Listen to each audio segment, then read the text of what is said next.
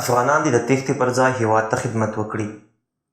د امریکا په مشرۍ د لویدیځې نړۍ تر 20 کلن پوځي اشغال وروسته چې یو ځل بیا د لسګونو زره افغانانو د قربانۍ په برکت الله تعالی هېواد ته خپلواکي او ازادي ورکړه، یو شمېر افغانان د دې پر ځای چې خوښي او جشنونه ولمانځي هڅه کوي له هېواده وتښتي. دغه حالت ته په نړیواله کچه زمینه برابره شوې او لا هم هڅې کیږي چې د افغانستان یو ناوړه تصویر وړاندې شي. خلک او په ځانګړې توګه شتمن او د سترو پانګو څښتنان په اوسني وضعیت او حکومت بې باوره شي او خپلې شتمنۍ له هېواده وباسي. دغه حالت په یو ډراماتیک ډول رامنځته شوی او له واقعیت سره هیڅ اړخ نه لګوي.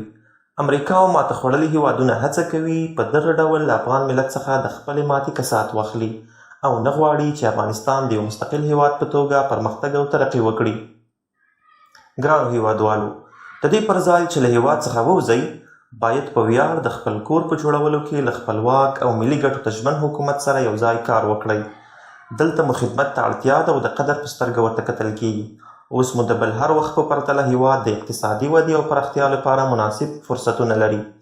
د حکومت په راس کې داسې متعهد او ژمن کدرونه قرار لري چې له هر ډول امتیاز پرته د هېواد خدمت خپل مسؤلیت او لومړیتوب ګڼي. د افغانستان جغرافیایي موقعیت او د پریمانه طبیعي زیرمو شتون نړۍ او د سیمې هېوادونه پانګونې او د سترو اقتصادي پروژو تطبیق ته هڅوي. اوس چې امنیت تامین دی، تر بل هر وخت د دې سترو پروژو د تطبیق شونتیا ډېره لیدل کیږي. نو دې پر ځای چې په بهرنیو هېوادونو کې د یو څو روپۍ مزد په بدل کې ډېر ټیټ او لوېدلي کارونه وکړئ، ښه دا ده چې خپل هېواد کې په عزت سره ژوند وکړئ او په ګډه د خپل هېواد په ابادۍ او پرمختګ کې ونډه واخلئ.